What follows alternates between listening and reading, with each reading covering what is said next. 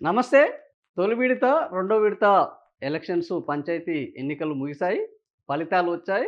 So, ఈ ఫలితాల్లో BRS మాది జోరు కొనసాగిందంటుంది. కాంగ్రెస్ పార్టీ హస్తం హవా కొనసాగిందంటుంది. బీజేపీ పుంజుకున్నది అంటున్నది. స్వతంత్రులు మాదే మూడో స్థానం అంటున్నారు. సో, మరే అసలు ఇందులో పుంజుకున్నది ఎవరిది? హవా ఎవరు? మరే బీజేపీ ఏ మేరకు ఇంకా ముందంజకు వెళ్తున్నది? మూడవ విడత ఎన్నికల నాటికి ఇది ఇంకా ఏ రకంగా మారబోతుంది ఒకసారి చూద్దాం. సో, ఈరోజు మనం చూస్తే ఆంధ్రజ్యోతి హస్తం అవ అని ఇచ్చారు. ఆంధ్రజ్యోతిలో ఈరోజు మనం చూస్తే హస్తం అవ. Congress party, BRS party, BJP, CPI, CPM, స్వతంత్రులు మొత్తం. సో, మనం ఈ పార్టీ చూసుకుంటే తొలి విడత కాంగ్రెస్ 2426 వచ్చింది. రెండో విడతకొచ్చేసరికి 2331కి తగ్గింది. అంటే ఓవరాల్‌గా కాంగ్రెస్ పార్టీ మొదటి విడత కంటే రెండో విడతలో తగ్గింది. వాస్తవానికి ఎన్నికలు జరిగింది 3 విడతలుగా పెట్టిందేందంటే, మొదటి విడత వచ్చే ఎన్నికల్లో ఫలితాలను బట్టి, రెండో విడతలో కాంగ్రెస్ పార్టీ మళ్ళా మంచి ఎలక్షన్ మేనేజ్‌మెంట్ చేసుకోవడం, బూత్ మేనేజ్‌మెంట్ చేసుకోవడము, ఎక్కడికక్కడ అభ్యర్థులను కట్టడి చేయడము, మిగిలిన అభ్యర్థులు ఎవరైతే బీఆర్ఎస్ పార్టీ మద్దతుదారులు ఉన్నారో వాళ్ళని కట్టడి చేయడం, ఇలాంటి అనేక కార్యక్రమాలను చేయాలని వాళ్ళు ఈ 3 విడతల ఎలక్షన్ పద్ధతిని కొనసాగించారు. అయితే వాస్తవానికి బీఆర్ఎస్ పార్టీ అభ్యర్థులను ఇబ్బందులు పెట్టడము, పంచాయతీ ఎన్నికల్లో గొడవలు జరగడము, చివరికి కిడ్నాపులు చేయడము, మర్డర్‌ల వరకెళ్ళింది. ఈ పంచాయతీ ఎన్నికల తీవ్రత ఏ స్థాయికెళ్ళిందంటే మర్డర్‌ల వరకు, కిడ్నాప్‌ల వరకు కూడా ఎళ్ళింది. అయినప్పటికిని జరిగిందేందయ్యా అంటే, ఇంత సమయం ఇచ్చినప్పటికి గూడా 2426 నుంచెల్లి మొత్తము ఈసారి వాస్తవానికి పోయినసారి కంటే, మొదటిసారి ఎన్నికల కంటే ఈసారి ఎన్నికల్లోనే ఎక్కువ మనకు గ్రామ పంచాయతీలున్నాయి. బట్ లెక్కలు చూస్తే మాత్రం మొదటిసారి ఎన్నికల కంటే కూడా రెండోసారి ఎన్నికల్లో ఇంకా తగ్గింది. అంటే కాంగ్రెస్ హవా కొనసాగిందా? కాంగ్రెస్ హవా తగ్గిందా? హస్తం జోరు మీద ఉన్నట్ట, హస్తము జోరు తగ్గినట్ట ఇక్కడ మనం చూస్తే మనకు స్పష్టంగా అవుపడుతది. సో, 2426 నుంచెల్లి అంటే దాదాపుగా 100 తగ్గింది. సో, ఈ రకంగా ఇది తగ్గింది. అదే సమయంలో మరి బీఆర్ఎస్ ఏమైనా తగ్గిందా అంటే, ఇది 1155 నుంచెల్లి 1195 వరకు పెరిగింది. అంటే ఓవరాల్‌గా ఓ 40 అయితే పెరిగింది. వీళ్ళ తగ్గుదల, వీళ్ళది పెరుగుదల. ఈసారికి వీళ్ళు ఇక్కడ ఎన్నికల జీపీలు ఎక్కువున్నాయి, కాంగ్రెస్ తగ్గింది. ఎన్నికల జీపీలు ఎక్కువున్నాయి, బీఆర్ఎస్ పెరిగింది. ఇక బీజేపీ కూడా అనూహ్యంగా మరో 56 సీట్లను పెరిగింది ఈ లెక్క ప్రకారం.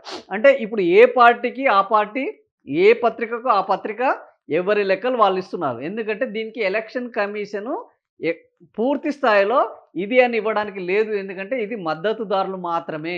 గుర్తుల మీద పోటీ చేసే ఎన్నిక కాదు కాబట్టి ఎలక్షన్ కమిషను వీళ్ళు ఈ బీఆర్ఎస్, కాంగ్రెస్, బీజేపీ, స్వతంత్రులు వీళ్ళు ఎవరెవరు గెలిచారు అని ఇవ్వడానికి లేదు కాబట్టి ఎవ్వరికి వాళ్ళు లెక్కల్ని ప్రకటించుకోవడమే. సో, ఆ లెక్కలను ప్రకటించుకున్న వాటిలలో ఏ పత్రిక పద్ధతి ఆ పత్రిక ఉన్నది. సరే, ఆంధ్రజ్యోతి ఇచ్చింది గవర్నమెంటు. వాళ్ళు ఓవరాల్‌గా అటు ఒకసారి విమర్శిస్తున్నారు. ఒకసారి వాళ్ళ మీద అనుకూలంగా ఇస్తున్నారు అని అనుకుంటే, ఈ లెక్కలు చూస్తే బీజేపీ పెరిగింది.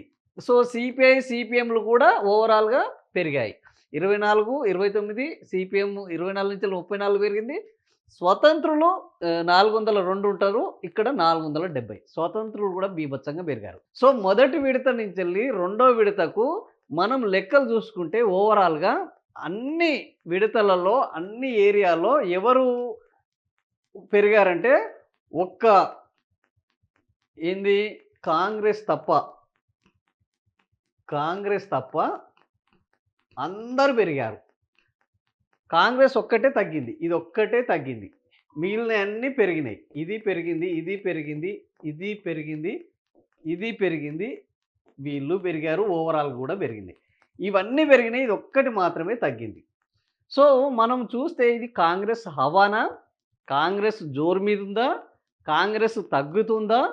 కాంగ్రెస్ తన ప్రభావాన్ని కొనసాగిస్తుందా? లేదా? అనేది చూస్తే ఎవ్వరికైనా ఈ లెక్కలు అర్థమైతది. ఓవరాల్‌గా వీళ్ళకు చూసుకుంటే మనము స్పష్టంగా చెప్పొచ్చు. 1195కు 2331కి వ్యత్యాసం ఉన్నది. కానీ తొలి విడతకు, మలి విడతకు చూసుకుంటే కాంగ్రెస్ హవా తగ్గింది. అధికారంలో బీఆర్ఎస్ ఉన్నప్పుడు 64% వాళ్ళు సాధించారు. ఇప్పుడు ఎంత సాధిస్తున్నారు అంటే 40%. 40% కంటే తక్కువే ఇంకా.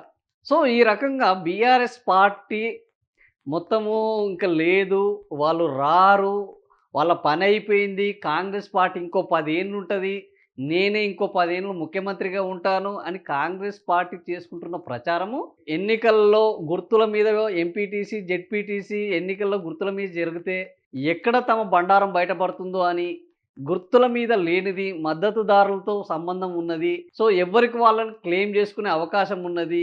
ఒకవేళ ఏ బీఆర్ఎస్ ఎక్కువ స్థాయిలో గెలిచినా వీళ్ళని తమ అకౌంట్‌లో వేసుకోవడానికి ఈజీగా వీలున్న పంచాయతీ ఎన్నికలను నిర్వహించడం జరిగింది. ఏది హఠాత్తుగా బీసీ రిజర్వేషన్‌ల మీద నిర్ణయం తీసుకోవడానికి వీలు లేదన్నా ఒక్కటే నెక్స్ట్ డేనే దీని మీద ఒక అప్పీల్‌కి వెళ్ళకుండా, దీని మీద ఒక ఫైట్ చేయకుండా ఏదో తూతూ మంత్రంగా చేసి బీసీ 42% నినాదాన్ని తుంగలో తొక్కేసి సో, కాంగ్రెస్ పార్టీ ఎన్నికల్లోకి వెళ్ళింది. ఎన్నికల్లోకి వెళ్ళిన ఫలితం ఏంది అంటే గత అధికార పార్టీ 64% సంపాదిస్తే ఇప్పుడున్న కాంగ్రెస్ పార్టీ వచ్చి 2 సంవత్సరాలు విజయోత్సవాలు జరుపుకుంటూ 40%కి 40% కంటే తక్కువకు వాళ్ళు తగ్గడం అనేది కాంగ్రెస్ పార్టీ హవా కొనసాగుతున్నట్ట, కాంగ్రెస్ అధికార పార్టీ హవా నడుస్తున్నట్ట, అధికార పార్టీ పై చేయి సాధించినట్ట అని మనం చూస్తే స్పష్టంగా ఎవరికైనా అర్థమవుతుంది ఏంది అంటే అధికార పార్టీ డీలా పడింది.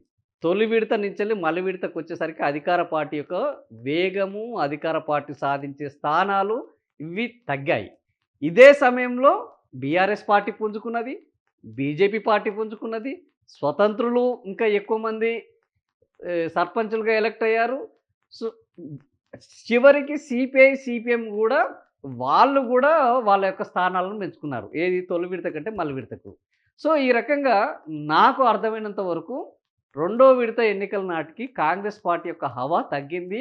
ఈ మొదటి విడత ఏదైతే వచ్చిందో అది కొంత బీఆర్ఎస్ పార్టీ శ్రేణుల్లో కొంత ఉత్సాహాన్ని కల్పించింది. అవునన్నా కాదన్నా ఇందులో డౌటే లేదు. అది రెండో విడతలో మనకు స్పష్టంగా కనబడుతుంది. సో, ఇంకా రెండో విడత నుంచి మూడో విడత 17వ తేదీన ఉన్నది. ఈ 17వ తేదీన జరిగే ఎన్నికల్లో ఇప్పుడు ఎవరు హవా కొనసాగిస్తారు? కాంగ్రెస్ పార్టీ డిక్లైన్ కొనసాగుతుందా? కాంగ్రెస్ పార్టీ ఈ స్థానాలను పెంచుకునే మొదటి, రెండో స్థానంలో కంటే ఎక్కువ స్థానాలను పెంచుకుంటుందా? బీఆర్ఎస్ ఇదే హవాని కొనసాగిస్తుందా? మొదటి దానికంటే రెండో విడతలో ఎక్కువ స్థానాలు సంపాదించింది. రెండో స్థానం నుంచి మూడవ విడతకు వచ్చేసరికి ఈ స్థానాల సంఖ్య పెంచుతుందా? తగ్గుతుందా? అనేది ఇప్పుడు ఖచ్చితంగా పంచాయతీ ఎన్నికల్లో ఒక చర్చ జరుగుతుంది. ఈ చర్చ ఈ వచ్చిన ఫలితాలు బీఆర్ఎస్ పార్టీకి కొంత ఊపునిస్తే కాంగ్రెస్ పార్టీ ఖచ్చితంగా వెంటనే వీళ్ళు సమీక్ష చేసుకోవాలి. ఎందుకంటే ఈరోజు ఎమ్మెల్యేలు పాలకుర్తిలో ఉన్న ఎమ్మెల్యేలు కానీ, ఖమ్మంలో ఉన్న ఎమ్మెల్యేలు కానీ, మిగతా చోట్ల ఉన్న ఎమ్మెల్యేల సొంత ఊర్లలో అధికార పార్టీ సొంత ఊర్లలో కూడా ఈరోజు గ్రామ సర్పంచులు ఓడిపోతున్నారు అనంటే అది పార్టీ మీద వ్యతిరేకతనా? ఆ పార్టీకి ప్రాతినిధ్యం వహిస్తున్న ఆ ఎమ్మెల్యేల మీద వ్యతిరేకతనా? లేదా ఎమ్మెల్యేలు ఎవరిని పెట్టినా గెలుస్తాము అని ఆ ఊరికి ఇష్టం లేని వ్యక్తులను అభ్యర్థులుగా పెట్టడం వల్ల ఈ ఓటమి సంభవిస్తుందా అనేది ఇప్పుడు కాంగ్రెస్ పార్టీ ఖచ్చితంగా ఒక సమీక్ష చేసుకోవాలి. బీఆర్ఎస్ పార్టీ ఇప్పుడు ఎట్లాగో ఒక ఊపులో కొనసాగుతున్నది. సో, మేము మా ప్రతిపక్షంలో ఉన్నప్పటికీ వాళ్ళతో సరిసమానంగా అంటే సగం దాదాపుగా 2300లో 1200 అంటే దాదాపుగా సగం వరకు 50% వరకు మేము లాక్కొని వస్తున్నాం కాబట్టి ఈ లెక్క ప్రకారంగా మేము ఇంకా ముందటికి వెళ్తాము అన్న ఉత్సాహంతోటి వాళ్ళు ఆ పార్టీ శ్రేణులను ఏ విధంగా సిద్ధం చేసుకుంటాయనేది మూడో విడత ఎన్నికల్లో తెలుస్తుంది. చూద్దాం ఆ ఎన్నికల్లో ఏం జరుగుతుందని. Thank you for watching video. మీకు నచ్చితే సబ్స్క్రైబ్ చేయండి, షేర్ చేయండి, లైక్ చేయండి.